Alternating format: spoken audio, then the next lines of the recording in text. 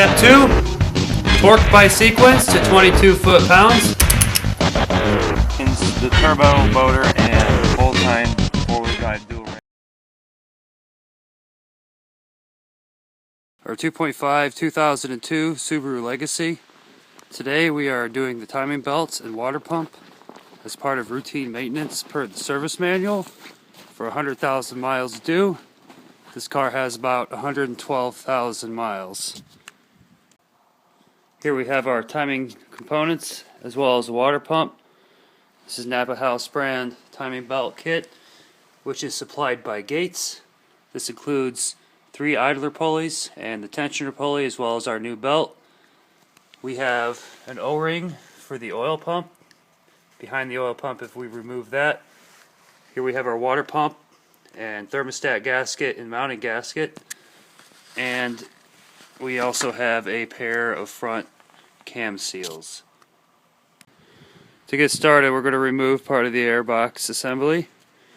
Remove the 2 10mm bolts from this air scoop here. Get that out of the side. Then remove the 2 mounting bolts to the airbox.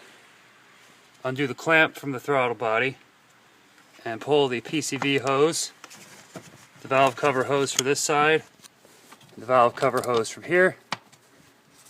Take this up out of the way. And we're going to get behind here and remove the rubber timing plug, which I've already removed. This will allow us to find our timing marks to center the crank and also to shove some kind of flat bar in there to hold the crank still so we can work the pulley bolts. Now that we've removed the air box and stuff out of the way, we want to take off the shields to the alternator and pulleys. Remove the nut from here and the bolt from here, which is 10mm. Remove the bolt from the steering pump bracket. Loosen the alternator bolt, which is 12mm, and remove these items. This will give us access to remove our pulleys. Next, we want to remove the coolant jug and the radiator fans. Since we're doing the water pump, we could remove the whole radiator, but I don't want to play with the ATF cooling lines down there. Not in it for the mess. And the fans are designed to be removed fairly easily from this model. Remove the 2 10mm bolts, which I've already done for the coolant reservoir. And then remove the 2 bolts to the fans here and here and there, as I've already done. And from underneath, you want to remove the plug. That's about the only thing you'll have to crawl underneath the car for, which I find it's easier. And the fans come out.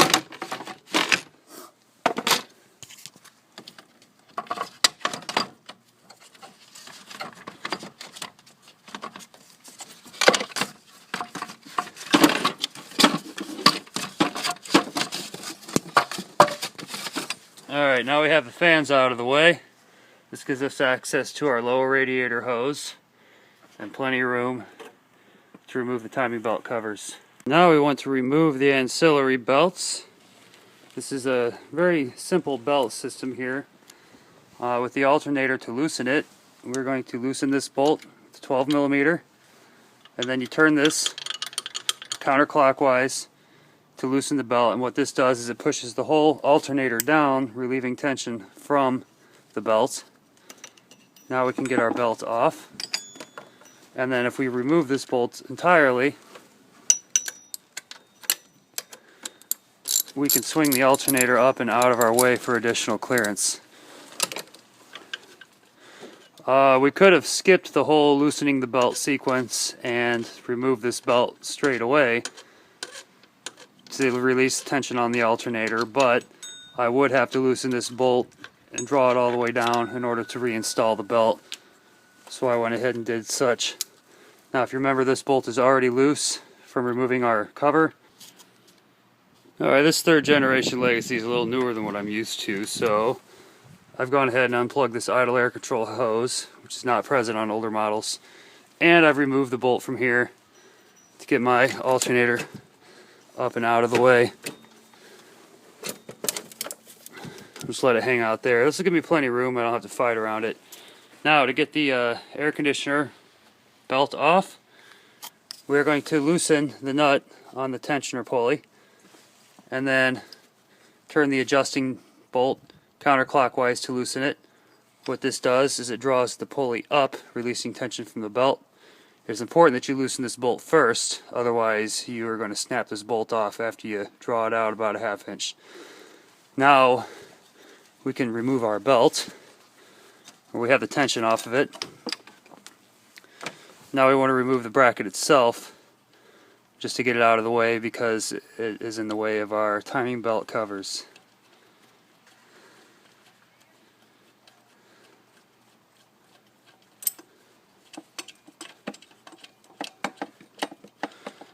Now there's a bearing inside of this pulley that sometimes can fail, which will could seize up, fall apart, or just cause a lot of noise. As routine maintenance, you could take the time to squirt some lube in there if you like. Otherwise, this part is usually salvageable from any part off engine. The pulley is removable from the bracket by undoing the nut. Alright, now that our belts and belt tensioners brackets are out of the way, I'm going to remove all of the bolts to the timing belt cover.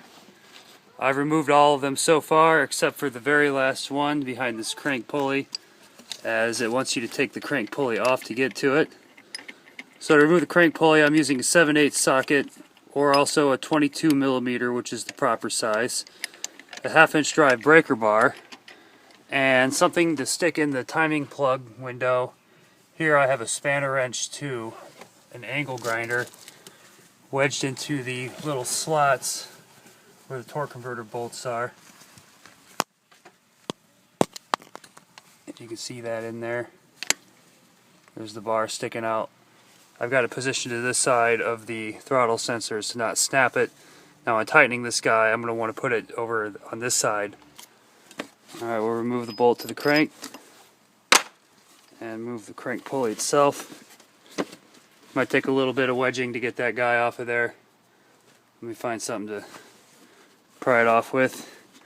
Just beat it with a hammer like a rubber mallet, tap it around the sides, it'll pop off. And then we can remove the outer timing belt cover. And there's our pulley. This is what a 100,000 mile timing belt looks like from normal wear. Alright, now I have the crank pulley off. I was just grabbed by two hands, give it a little bit of wiggle up and down and side to side, and just work it off, and she'll pop off eventually. It's very rarely, if not ever, necessary to use a gear puller to pull that off. Now I've got our last timing belt bolt out for our covers, and now we can remove the timing belt cover. And here's what we're looking at. Factory fresh setup with 112,000 miles. Now here we can see a little bit of a weird discoloration on this water pump pulley. Maybe that could be a sign of heat, or maybe just the way it was manufactured, but what can happen is the bearing starts to fail in the water pump, causing this pulley to drag, which will then cause it to drag against the belt. And more often than not, the timing belt is going to fail from a failed bearing in one of these pulleys, more so than from the belt itself. Typically, one of these two guys like to fail. Well, really any one of them can fail. Usually if they start to fail at the bearing, they'll start eating through the timing belt cover, and that'll be a clue to it there. So before we remove our timing belt, we want to line up all of our marks. It is important that our crank is lined up so that all the pistons are in the center of their bore, as to not interfere with the valves as we rotate the cams. It looks like we're pretty much lined up already. If you can see, there's a notch on the crank snout. It's going to line up with the dot right here on this crank sensor. So actually I need to turn that back about 2 notches. You want to avoid cranking the engine backwards, as that could cause a cavitation in the oil pump seal and suck in the O-ring. I suppose if you had to turn it back just a hair, that's fine, but don't be making full revolutions. Try to limit the rotation of the engine of about a quarter turn at a time for that purpose. Alright, from what I could tell, the cam seals look like they're in good shape. I don't see any signs of leakage. I don't see any signs of oil. But you'd have it piled up on the bottom cover here. Same with this side. Nice and clean. So with that, I'm going to leave these crank pulley bolts alone. It's very critical to get the right amount of torque on them to stay tight from falling off. If I were to remove them, what I would do is I would loosen the bolts along with, after removing the crank pulley, I would leave my bar in the back of the engine, which I have removed in order to line up my marks. But I would stick that in there, crack these guys loose with the belt still on the engine, and then go ahead and line everything up, then remove the pulleys if I were changing the cam seals. The ones I have as replacement are Felpro, which supplies National Seal made in Mexico. The guy who I had go get the parts, I told him to pick an aftermarket brand that was made in Japan, or that house brand that supplies the OEM part for the brown seals. If I had the brown seals, I'd go ahead and put them in, but I feel like putting these seals in is inferior quality to what's already in the car if the seals in the car already have not failed, and shouldn't fail as long as regular maintenance is kept up with proper oil changes, proper oil types, and the car sees regular use is to not sit for long periods of time. Now I'm going to remove the belt tensioner by removing this 14mm bolt. As you can see, our belts are lined up, our notch is lined up on this crank with the dot on the crank sensor housing there, and our cam, this hash mark is lined up with the notch on the timing belt cover, and then over here this notch is lined up with the seam to this casting here, straight up and down 12 o'clock position. Now we can remove our belt once our tensioner is out of the way. Alright, now our tensioner is out of the way, we can go ahead and remove our belt. Just slide it off all the pulleys.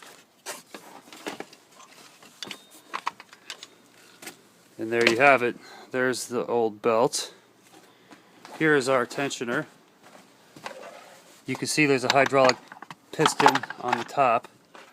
This rides on the top of the engine block and pushes down against the belt on the bottom side of the pulley, and this acts like a hydraulic shock absorber. What could happen is the tensioner can get old. You can see there's a little bit of oil there, that the oil can leak out of the piston, and therefore the tension won't be as strong, which gives the potential for the belt to have enough lash to skip a tooth if this piece were to fail entirely. These parts and these pulleys so far seem to be in good working order, that we could probably get away with leaving these ride for another 50,000 miles before they become detrimental, but it's recommended we do the service at 100,000 miles as preventative maintenance, as this is an interference engine and can cause valve damage if the belt were to let go. Now we want to spin these and feel any play. See, I can feel a little bit of play in the bearing there. So we do want to replace that one. Same here is a little bit of play. And same there is a little bit of play. I mean, it's always a good idea to change these any chance you get. If this were a non-interference engine and this was my own car, I just let these guys ride for a while, buy me some time. I leave the timing belt covers off so that I can change any one of them at any given time, and possibly do so without even removing the belts or having to realign anything. This guy slides right off of here if we had wanted to change this front crank seal. Now the guy had to get the parts for me. I want him to get this seal, which he doesn't have, so I'm going to leave that one be since it doesn't have any signs of failure. I do have an O-ring for the inside behind the oil pump back in here. Sometimes they'll get sucked in from cavitation. I may or may not pull the oil pump off and take a look at that just because I have the part. We'll see how that goes as we get into it. Alrighty, I'm underneath the car and we are ready to remove our water pump. First thing I'm going to do is unscrew the two 10mm bolts that hold on the thermostat housing to remove the thermostat and drain our coolant. We can leave this connected to the blower hose. Unless we are replacing the lower hose, then you can remove that with the hose, taking it from the radiator. Alright, here I've removed the thermostat housing, which I can drain the radiator this way. And then the block is draining out of the thermostat, out of the little jiggle ball there that allows for the air bubbles to pass through. It's important that when replacing the thermostat, you want to use an OEM design because it has the jiggler ball and the large brass thermocouple piece in there. Using an inferior thermostat is asking for overheat or airlock issues. Alright, all my coolant's drained out now, and I'm going to remove the water pump. I have removed the elbow hose here from this nipple by squeezing the pinch clamp there. As you can see, there's a little bit of corrosion on there. This will let us know that our coolant is due for a change. The water pump itself doesn't seem to be in bad shape. It could probably last another 100,000 miles, but since we're in here, we're going to take care of it now and never have to worry about it again. What I'm going to do is just give her a couple whacks with the rubber mallet, knock her loose, and just pull it away from the engine block like so. And here we have this kind of stamped vane style. This is the original equipment, Subaru installed water pump. Our newer water pump actually has a kind of a metal casted turbine instead of this stamped vane thing going on here. Here we have our old water pump versus our new one. On the side of the water pump there's a little rubber thing that goes between the timing belt cover. I pulled that one off the old one and put on the new one.